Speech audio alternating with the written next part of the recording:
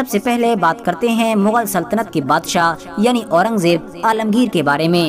اورنگزیب عالمگیر کو بھلا آج کے دور میں کون نہیں جانتا ہے، کیونکہ یہ بھارت کے اتہاس کی سب سے طاقتور سلطنت یعنی مغلیہ سلطنت کے سب سے طاقتور بادشاہ تھے۔ اتنے طاقتور کہ ان کے دور میں نہ صرف مغل سلطنت کی سرحدیں بھارت کے ساتھ ساتھ دوسرے کئی دیشوں پر پھیل گئی تھیں۔ لیکن آپ کو جان کر شاید حیرانی ہوگی کہ اتنا امیر اور طاقتور انسان ہونے کے باوجود بھی اورنگزیب عالمگیر ایک سادہ زندگی گزارا کرتے تھے۔ اتہاس کاروں نے اورنگزیب عالمگیر کے بارے میں لکھا ہے کہ یہ مغل سلطنت کا ایک ایسا طاقتور بادشاہ تھا کہ جس نے کبھی بھی اپنے اوپر خرچ کرنے کے لیے سلطنت کے خزانے سے 1 روپیہ بھی نہیں لیا، بلکہ یہ اپنی پرسنل زندگی گزارنے کے لیے نہ صرف ٹوپیاں سلا کرتا تھا بلکہ قرآن کی کاپیز بھی لکھا کرتا تھا، اور پھر ان دونوں چیزوں کو بیچ کر جو رقم اکٹھی ہوا کرتی تھی اس سے ہی اورنگزیب عالمگیر کی زندگی چلا کرتی تھی۔ آپ کو بتاتے چلیں کہ اورنگزیب عالمگیر اپنے دھرم کو لے کر بہت زیادہ سیریس رہا کرتے تھے۔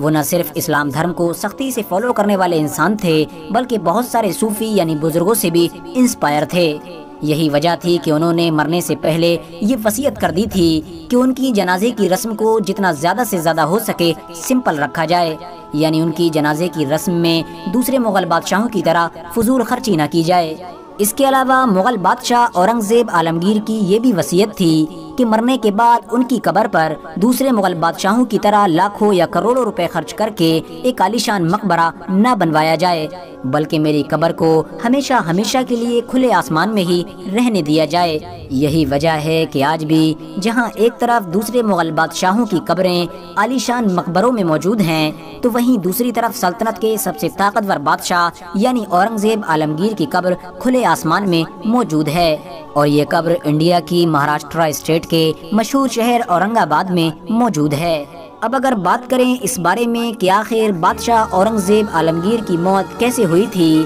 تو آپ کو بتاتے چلیں کہ اورنگزیب عالمگیر کی موت نہ تو کسی جنگ میں لڑتے ہوئے ہوئی تھی اور نہ ہی دشمن کی کسی دوسری سازش کی وجہ سے ہوئی تھی، بلکہ اورنگزیب عالمگیر تو 3 مارچ 1707 کو ایک نارمل موت کے ذریعے سے اس دنیا سے رخصت ہوئے تھے، یعنی ان کی موت بالکل اسی طرح سے ہوئی تھی کہ جس طرح سے ایک بزرگ یعنی بوڑھے انسان کی ہوتی ہے، اور وہ بھی لگ بھگ 88 سال کی ایک لمبی عمر گزارنے کے بعد۔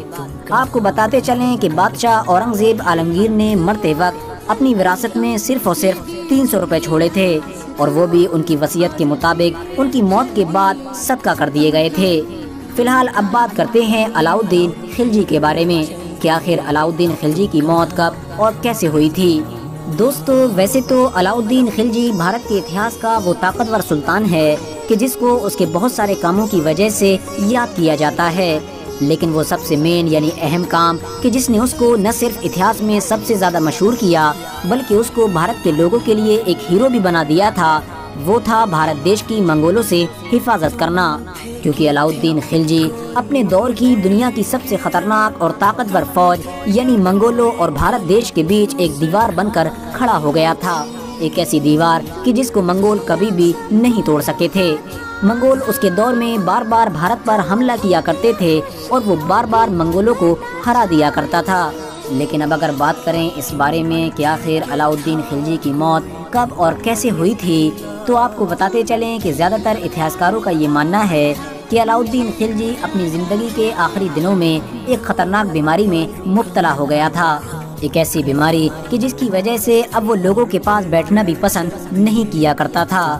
کیونکہ بات بات پر غصہ کرنا علاؤالدین خلجی کی عادت بن چکی تھی۔ لوگوں سے مشورہ لینا بھی علاؤالدین خلجی نے اب بند کر دیا تھا، اسی لیے اب اس کے قریبی وزیر بھی علاؤالدین خلجی سے دور رہنے لگے تھے، اور یہ سب کچھ کیا تھا علاؤالدین خلجی کے سب سے قریبی وزیر یعنی ملک کافور نے، کیونکہ ملک کافور اندر ہی اندر علاؤالدین خلجی کو اپنے راستے سے ہٹا کر دلی کی سلطنت پر قبضہ کرنا چاہتا تھا۔ ملک کافور کے بہکاوے میں آ کر ہی اپنے زندگی کے آخری دنوں میں علاؤالدین خلجی نے اپنے کچھ بڑے وزیروں تک کو قتل کروا دیا تھا، اور یہ سارے وزیر وہ لوگ تھے کہ جن کے بارے میں ملک کافور کو یہ شک تھا کہ آنے والے دنوں میں یہ لوگ میرے لیے خطرہ بن سکتے ہیں، اور اب اس طرح سے دھیرے دھیرے کچھ وقت کے اندر ہی محل کے بہت سارے لوگ ختم ہو گئے تھے، اور پھر آخرکار 4 جنوری 1316 کی رات میں علاؤالدین خلجی نے بھی اس دنیا کو الوداع کہہ دیا تھا۔ मशहूर इतिहासकार ज़ियाउद्दीन बरनी की माने तो अलाउद्दीन खिलजी को भी मलिक काफूर ने ही कत्ल किया था। जिस वक्त सुल्तान अलाउद्दीन खिलजी की मौत हुई थी उस वक्त उनकी उम्र सिर्फ और सिर्फ 49 से 50 साल थी। उनकी मौत के बाद उनकी बॉडी को अलाउद्दीन खिलजी के मदरसे में ही दफना दिया गया था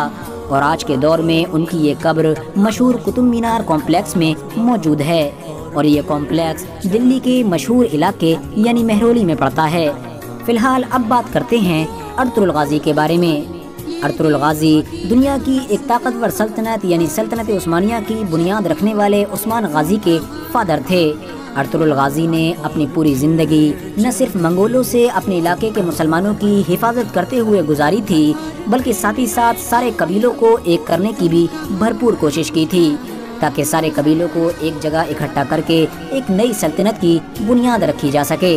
लेकिन अब अगर बात करें इनकी मौत के बारे में तो आपको बताते चलें कि मशहूर ऐतिहासिक किताब यानी दौलत उस्मानिया के मुताबिक अर्तुगरुल गाजी की मौत भी न तो किसी जंग में लड़ते हुए हुई थी और न ही दुश्मन की कोई दूसरी साजिश अर्तुगरुल गाजी को मार सकी थी, बल्कि अर्तुगरुल गाजी भी इस दुनिया से एक नॉर्मल मौत के जरिए से ही रुखसत हुए थे।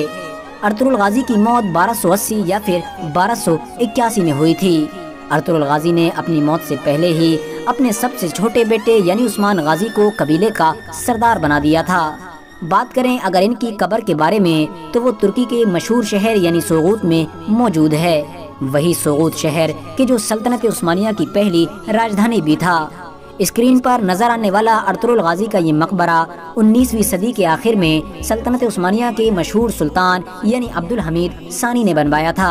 अर्तुगरुल गाजी की कब्र के एक साइड में जहां तुर्की देश का झंडा लगाया गया है तो वहीं कब्र के दूसरी साइड में काई कबीले का झंडा भी लगाया गया है।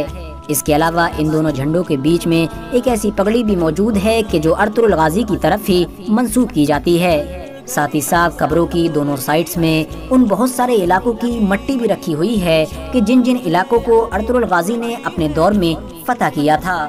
अब बात करते हैं टीपू सुल्तान के बारे में। वही टीपू सुल्तान के जिनको शेर मैसूर के नाम से भी याद किया जाता है। टीपू सुल्तान ही इतिहास के वो पहले भारतीय शासक थे कि जो अंग्रेजों के खिलाफ लड़ते हुए शहीद हुए थे।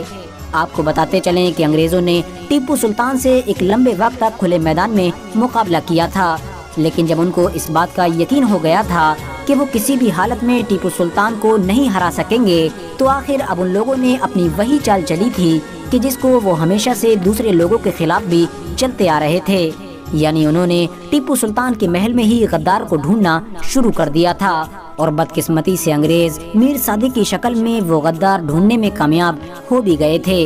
मीर सादिक की मदद से ही जब अंग्रेजों ने एक दिन धोखे से टीपू सुल्तान के महल पर हमला किया तो उस वक्त महल के अंदर टीपू सुल्तान के साथ चंद वफादार सिपाही ही मौजूद थे। उन वफादार सिपाहियों ने टीपू सुल्तान को ये मशवरा दिया कि हम यहाँ के हालात को देख लेंगे, आपके लिए बेहतर है कि आप महल के खुफिया रास्तों से बाहर निकल जाइए ताकि आप अपनी जान को बचा सकें। लेकिन उस वक्त टीपू सुल्तान ने अपने वफादार सिपाहियों से वो तारीखी अल्फाज कहे थे कि जो इतिहास में हमेशा हमेशा के लिए अमर हो गए। टीपू सुल्तान ने कहा था कि शेर की एक दिन की जिंदगी गीदड़ की 100 साल की जिंदगी से कहीं बेहतर है। और उसके बाद अपने वफादार सिपाहियों के साथ लड़ते लड़ते टीपू सुल्तान 4 मई 1799 को हमेशा हमेशा के लिए इस दुनिया से चले गए थे। और इस तरह से अंग्रेजों के खिलाफ लड़कर शहीद होने वाले वो भारत के पहले शासक भी बन गए थे। टीपू सुल्तान की मौत के बाद उनकी बॉडी को श्रीरंगापटना की उसी मशहूर और ऐतिहासिक बिल्डिंग में दफना दिया गया था कि जिस बिल्डिंग को खुद टीपू सुल्तान ने अपनी मां और अपने फादर यानी हैदर अली की कब्र के लिए बनवाया था। और आज के दौर में ये कर्नाटक स्टेट में मौजूद है जहां पर दुनिया भर से लोग आते रहते हैं। फिलहाल दोस्तों आज की अपनी वीडियो को हम यहीं पर ख़त्म करते हैं।